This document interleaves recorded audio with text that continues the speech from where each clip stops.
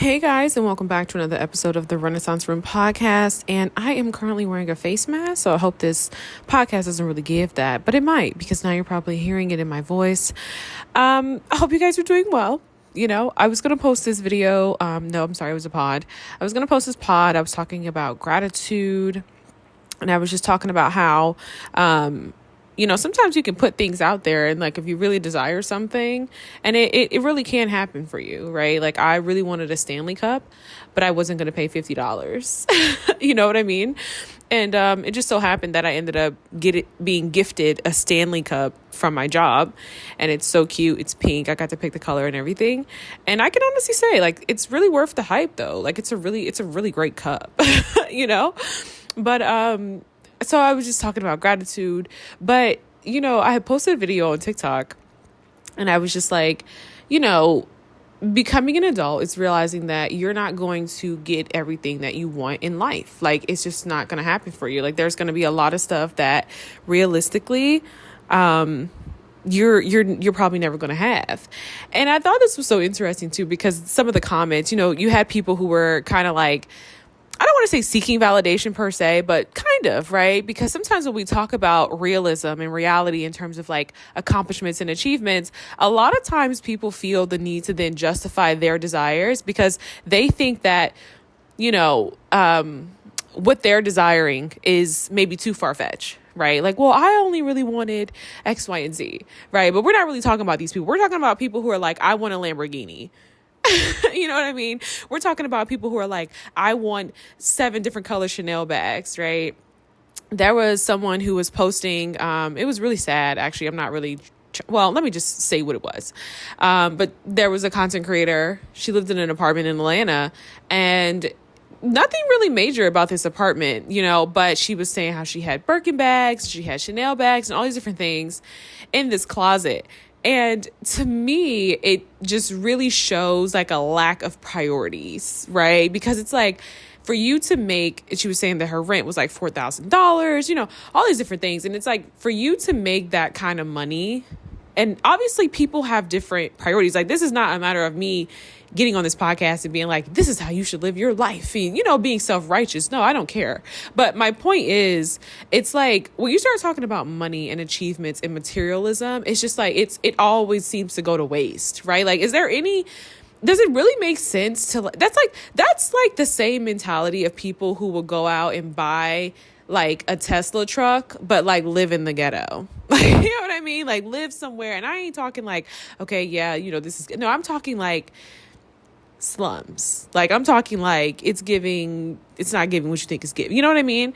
And it's like, it's interesting to see, even as people grow and, make more money and should be maturing, like they're still making decisions as if they were a child. You know what I mean? And I guess more so for me, the reason why I think it's so important to have these conversations and kind of like do the quote unquote reality check, especially when it comes to materialism, is because I genuinely just feel like it is the one thing that has too many people in a chokehold, especially when we start talking about the Black community. Like, it doesn't make sense for you to have these things and live this kind of life, right? Like, people are like, well, maybe this person doesn't want a house, right? Or maybe this person, whatever. But it's like, it's not really so much of a accusation or like an attack on what you desire and how you want to spend your hard-earned money. You know what I mean?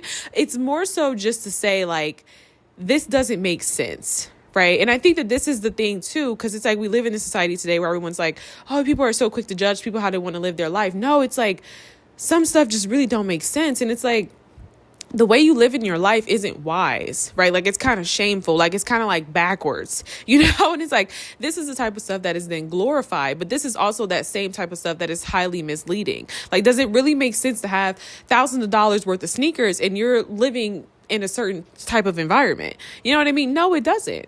It doesn't. And the thing is, if you do have that type of money to throw away, then maybe try to find some type of purpose and like invest and give to some other people. I know people like to be like, oh, like how dare you say that with people and their money? Like, you know what I mean? It's not a matter of being entitled, but you do have to just kind of realize there are so many people that, i.e. Black people, okay, I'm sure, that are highly disenfranchised.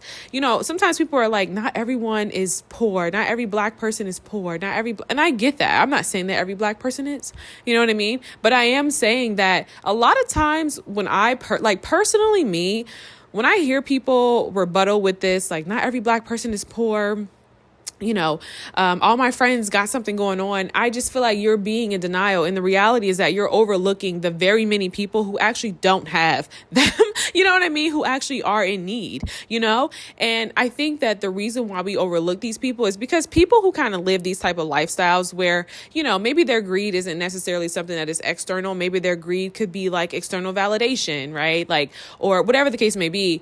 These type of people, like on average, they are so tunnel vision and looking so ahead of like you know what I mean? That's why they're like acquiring, $1,000 bags. And we don't know if this stuff is real. So this is just an example, not to get too deep. You know what I mean? Let's not look too much into this. Okay. This is just an example.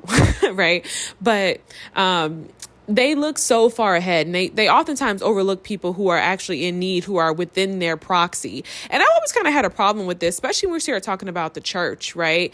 Don't get me wrong. Like, me personally, I have my principles. I have things that I believe in and how I move. And I have, you know what I mean? Like my own time with God and Bible study and etc. But it's like when I think about Christian communities and just really Christians for real, like, it's always kind of rubbed me the wrong way that I think a lot of times there's a prioritization on like giving to the church when I feel like there are people in your life that you could also give to.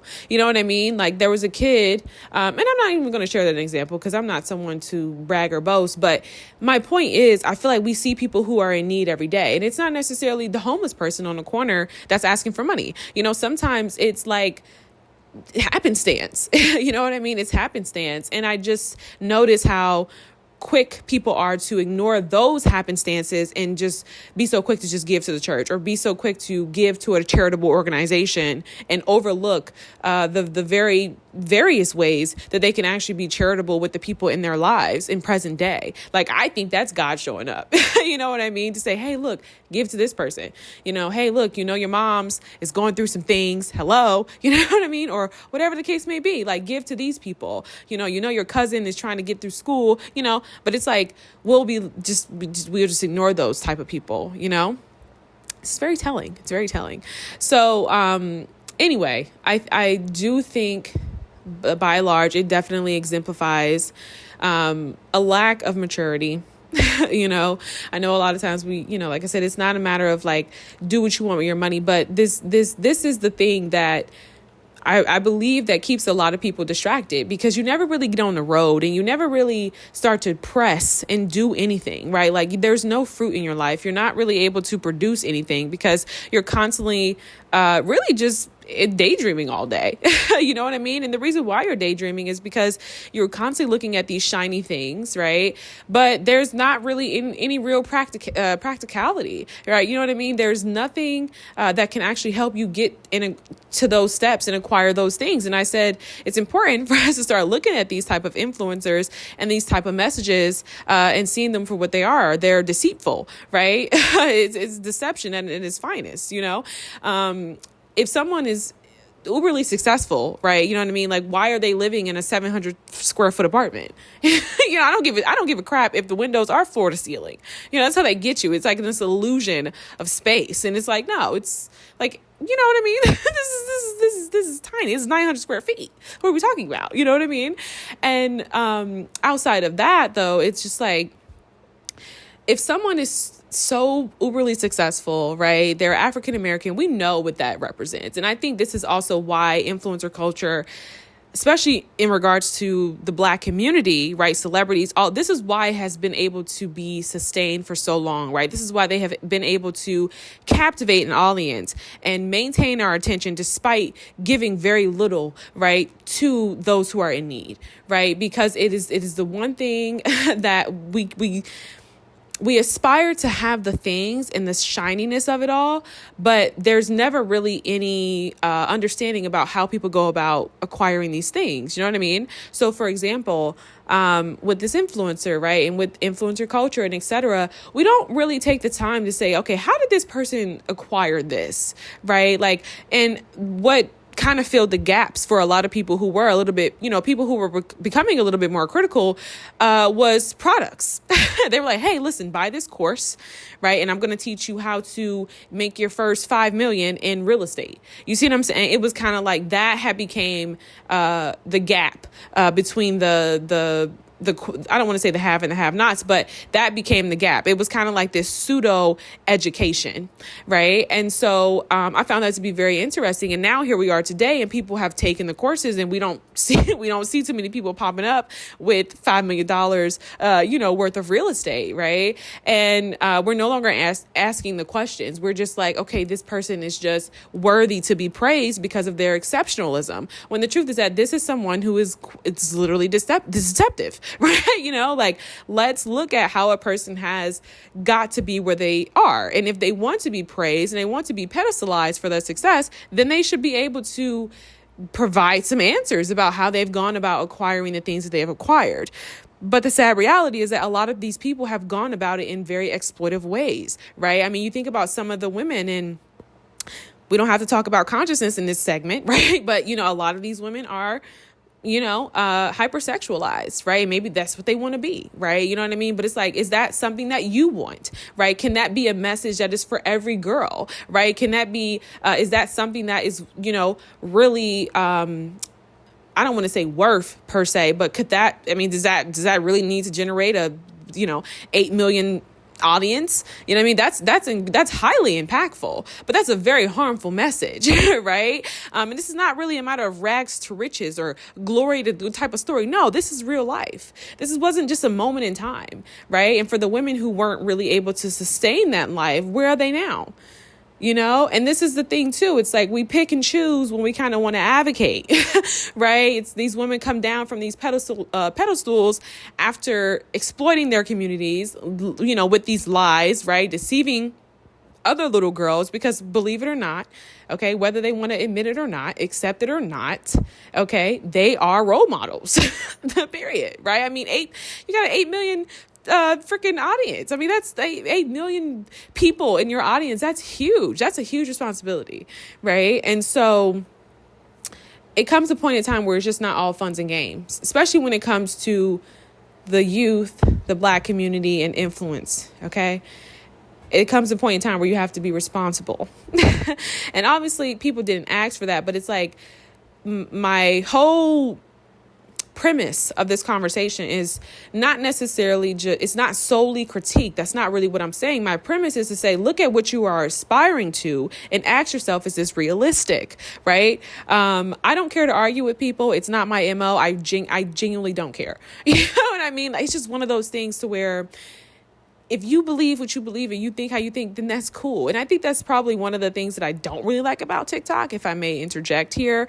Like, I don't like how people want to argue their opinion with you. I don't care. You know what I mean? I genuinely don't. And it's not to say that people can't disagree respectfully, but I just think that, TikTok really isn't the place to kind of have a constructive, you know what I mean?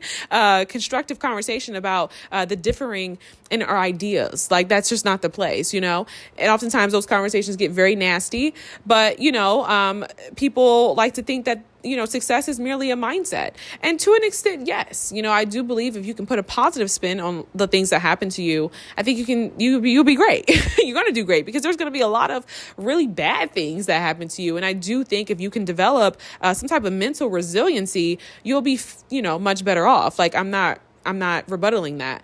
But what I do know, as someone who, ventured through the spiritual community and affirmations and meditation and so forth, not to say that, it doesn't work or whatever the case may be. That's not my critique. However, what I do know is that, it takes a whole lot more than just thinking positive and saying some affirmations about what it is that you believe, right? Do I think you probably have a better day if you tell yourself you're going to have a better day and you're beautiful and you look great and, you're going to get that job? Yeah. But Do I think you're going to get that job if you don't have the skills, qualifications, and hey, God's favor? You know what I mean? The miraculous power, you know what I mean? The supernatural. No, I don't think you're going to get that job. Right. And so for me, I no longer teeter with this idea of like, manifesting and being positive, because at the end of the day, it's like, yeah, you can put in all this work, and it's not to say that it's not real. Right. But at the end of the day, it's like, first of all, back to what I said, right? Is that even for you? Right? You'll be so surprised when you meet your idols. You know what I mean? You will be so surprised when you meet your idols and you realize that you don't even like these girls. You don't even like these women. You don't even like these men, right? You don't even like this type of lifestyle. It's so outside of your character. It's so outside of anything that you really value, And I talk to you guys about this all the time, like the importance of really asking yourself, like, what is it that you value? It wasn't until I was 25 that I wrote on a piece of paper everything that I valued, and I aligned it with my actions. What have I been doing, and where's most of my time, my resources? Where's it going? Okay, and don't turn a blind eye. Be honest with yourself, right? Because the only person who's going to lose here is you, right? I'm like, okay, this is what I value. It's education. It's authenticity. I love being me. I love self-expression. You know what I mean? Like, boom, boom, boom. Faith, those are my values, right? And the thing is, you kind of want to take it like, start at 10 and then narrow it to like your top 5, and it's like, that's what you value. And so if what you value, is that in alignment with what you are aspiring for? Is that in alignment with what you are chasing? And I think this podcast serves as a perfect example of how to kind of break down and de-influence yourself, especially in terms of your life trajectory, because this is really nothing to play with. You know what I mean? Like, you are very much alive and well, and you actually do have a purpose on this earth, right? There are some things you are incredible at. There are some people who you are really going to impact and make a difference. And it doesn't have to necessarily be anybody online, right? Think about this, for example. Someone who is gifted in math, okay, because I think that people who are gifted in math are just so cool. But let's say you're gifted in math, okay, and you're tutoring children, right, in math or whatever the case may be, or maybe you're tutoring college kids, right, and you're actually forming connections with people. You're aiding in their confidence. Who knows what that could do for the next person? You know what I mean? Like, you could sit with someone and like encourage, who knows what they have going on at home, what they're dealing with in their life. You know what I mean? That's passing the baton. That's good influence. That's purpose. You know what I mean? So I don't necessarily want to simplify this and say good and bad influence, but I mean, I do think it's time to kind of like, let's just look at this holistically. Okay. So, I think, and this could be a critique, and this is just my personal opinion, but I do think people who kind of believe that all it takes is just positivity, and all it takes is just, I think that they are very naive. I do. I think that they're very naive, and it's not a matter of cynicism, and it's not a matter of, dream killers. No, it's a matter of practicality, right? And for what I've learned from my own, if it's not blessed by the omnipresence, okay, of God, okay, then it's going to be something that is going to have to be done strategically. It is something that is going to have to be done practically, and it is going to be done with your bare hands or your brain. Okay. It's not something that's just going to fall out of the sky. That's just not how it works. I had new people growing up wanting to move to LA, right? Hoping and wishing and praying, putting it on the vision board every year. Not to say that they didn't, move, or that they couldn't do that, or that wasn't helpful. No, but it's like, did they ever put in any work to get to LA? They didn't. And did they ever get to LA? They didn't. Okay. Because nobody's coming to transport you into anything. Right. And sometimes you have to ask yourself, do you even really want that? Right. I had moments in my life as a young girl, young woman rather, when I was really trying to figure out, like, what is it that I want to do? Because I'm writing all this stuff down. I'm putting all this stuff, on a vision board, but it's like, if I ain't doing it, that's because I don't really want to do it. Right. It's not about motivation, right? Motivation. I think motivation comes and goes. Sometimes you're motivated to go to the gym. Sometimes you're not, but inspiration is something that comes from within. Inspiration is something that doesn't really need to be cultivated. It's within you. And if you follow your path, your purpose, what is in alignment for you, then I do believe that you can chart your own course, and you don't need all this extra, right? You're not going to be at these seminars being duped out of $500, you know what I mean, to purchase an ebook, okay, on how to right manifestations. Okay. Like, I mean, come on, what are you doing? Yeah. You know what I mean? This is ridiculous. It's like a Ponzi scheme. It's like and so understand that. And then I think too, if you are someone who is heavily and I'm going to say this and then I'll say it. If you are someone who's heavily invested in influencer culture, understand that this isn't really anything new, right? America has always had famous people. And when you think about the people who were famous in the past, where are they now? Right? Where are they now? You wouldn't even imagine some of the people you probably walk across, right? Depending on where you live or whatever the case may be. And maybe not, but just how they are just living average lives. You know what I mean? Fame is something that is so fleeting. It is so fleeting.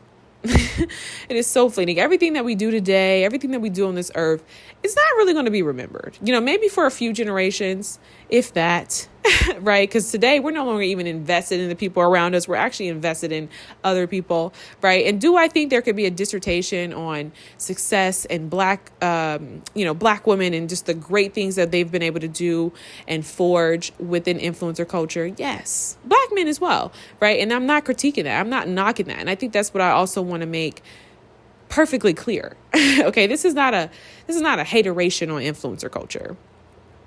Sometimes I do think when we talk about certain things like, certain careers, I do think we're being haters, but this isn't that, right? This isn't to say, don't be an influencer, don't be a content creator, don't pursue your dreams. All of this is rubbish. That's not at all what I'm saying.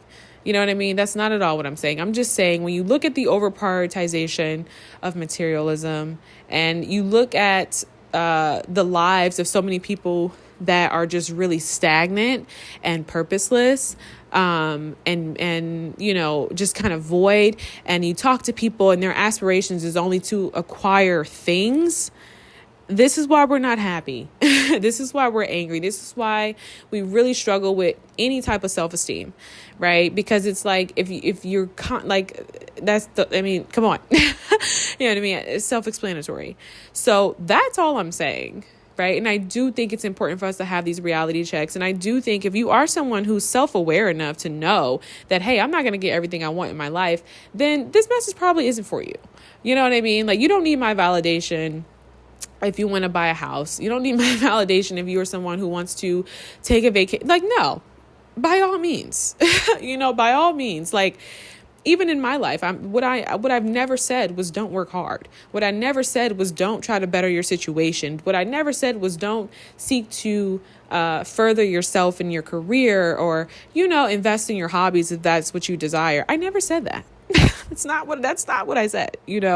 I'm just saying that we need to kind of grow up as Americans, right? We need to grow up and realize that, the consumption, it never stops.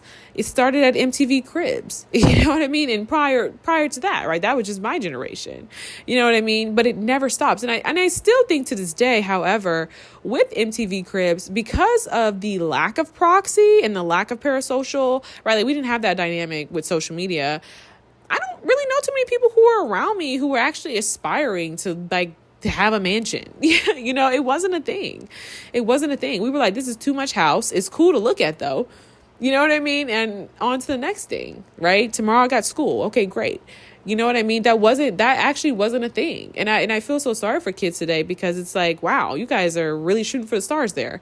And so it's no wonder why, as a society, our values, I always say snuffed. And if you don't know what snuffed means, it means they're stolen, right? It's no wonder why our values have shifted completely in the opposite direction of community. And anything that would positively contribute to humanity, and they've shifted directly, right, front and center into, they've shifted directly into greed, right? It's all about greed. Okay. And so people were, even humility at this point, I've learned that there's a lot of people who are kind of playing and dabbling in humility because it's like, oh, this person is so kind. And so, you know what I mean? And so that is something that people can kind of play up on to acquire more influence or whatever it is that they're desiring in their lives, So it's a very interesting thing to kind of see where we are today. And like I said, with past times, this actually wasn't normal. And I think, if you're a younger person and you're listening to this, yeah, believe it or not, this was not normal. It wasn't one of these things to where it was like, hey, listen, and if you were someone who aspired to have a certain type of thing, I think that a lot of times those things were a little bit more genuine, right? You talk about people who have big dreams and that stuff was a little bit more genuine because those people were typically exposed to that type of stuff, right? I remember my dad used to take me to Homoramas, right, when I was a young girl. So it's like some people really did have those type of aspirations, but at the end of the day, you have to have a plan on how to get to where you want to be. And you also have to take into consideration who you are as an individual. And you can come out of the sunk and the stupor of like depression and low self-esteem by recognizing your values.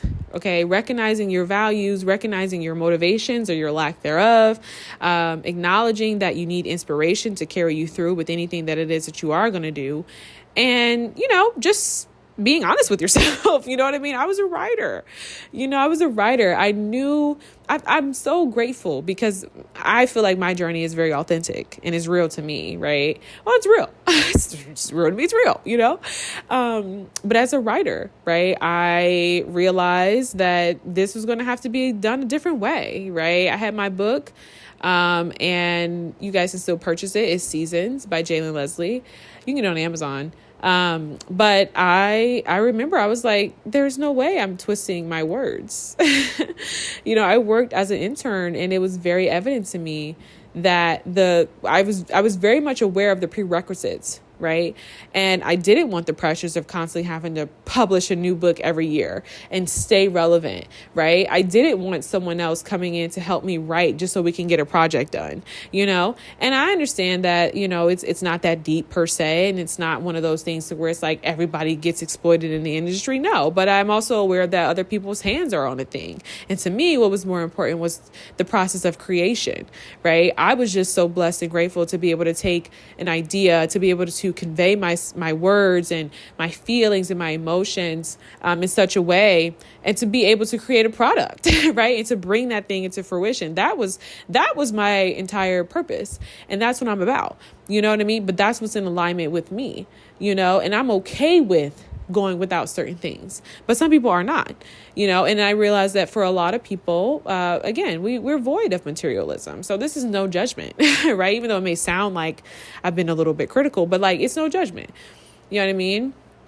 I wrote people who, hey, values are a little bit more in alignment, but if you are someone and you have, struggled materially, and you haven't been blessed in those things, of course, you're going to kind of be a little bit more stargazed, at certain things because you've never experienced it. Right. And so, but I do think this is how a lot of people get tricked, and I do think this is how a lot of people get exploited. And it's unfortunate, it's unfortunate. So understand that a lot of times, people who are in position and they've amassed a lot of things, or they're pushing an agenda about what you want to aspire, whatever, take a hard look, is that something that you really want? I think so much of success is timing.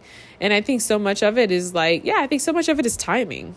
Yeah, that's the biggest thing. Like right now, TikTok was a thing, and I was generating an audience, and it was really great. But there was a point in time where it was like think pieces wasn't really a thing. We weren't really saying certain things out loud, right? You know what I mean? It was kind of like it was way too radical, to say a certain thing. And then it was like, oh, now it's the time to kind of be vocal about what's going on and so forth. So it's timing, but I just overall.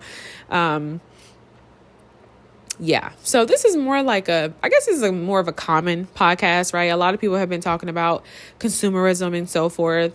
I mean, we can kind of critique consumerism, but I do think that people should be a little bit more specific when you talk about consumerism, because we live in America. We understand like the consciousness of it, and like how, America exploits a lot of countries, and, a lot of immigrants are underworked and underpaid, and there's prison labor, and you know what I mean? All those things. So we're not necessarily adjusting the consciousness of it in this portion of the segment and what I'm about to say. But, America is one of those, it's one of the countries to where, hey, we have a lot of products. We have a lot of We have a lot of things, and so, because it's all predicated on convenience, those things have gotten better, and sometimes those things can actually make your life better, so it's like, where are we really going with this conversation, right? Where does the critiquing of consumerism, where does that really lead us? And I think that's something that I've seen with a lot of think pieces, but I've never really seen anything that's conclusive on the idea of overconsumption, right? Where are we going with that?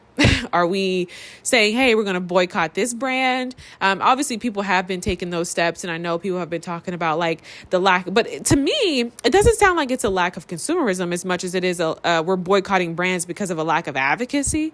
So I mean, I think about that, and I just where are we going with that conversation, right? Is that something because the thing is like, okay, we're going to have these conversations. This is always my question with like socialists, I guess you could say.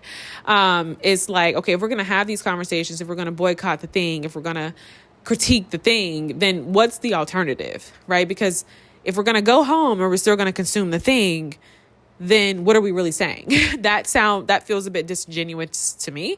And that also sounds a bit unrealistic, right? I mean, you're going to wake up, you're going to have your morning coffee. You're going to go buy a new blouse. You're going to, you know what I mean? So what are we really saying with these conversations, and what is what are we really concluding here?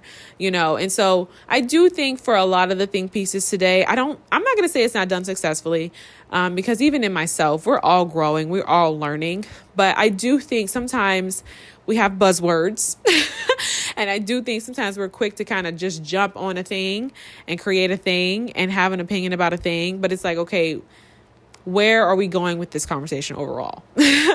So some things, modern conversations, I guess you could say, cultural awareness of modernism, I guess, modern day, cultural awareness of modern day. It is one of those things where it's like, okay, what is the solution? Because it's just not, and I think if you look, either way you slice it or dice it, it's going to pretty much result in the same thing. So what is the conversation concerning that? But I'm going to go. I hope you guys have a great night. Okay. This was great. I hope the audio was better. We're going to get this audio together. I'm going to get this audio together. This was fun. I had a lot of fun recording this. I'm going to eat me some dinner and, be grateful. All right. Peace.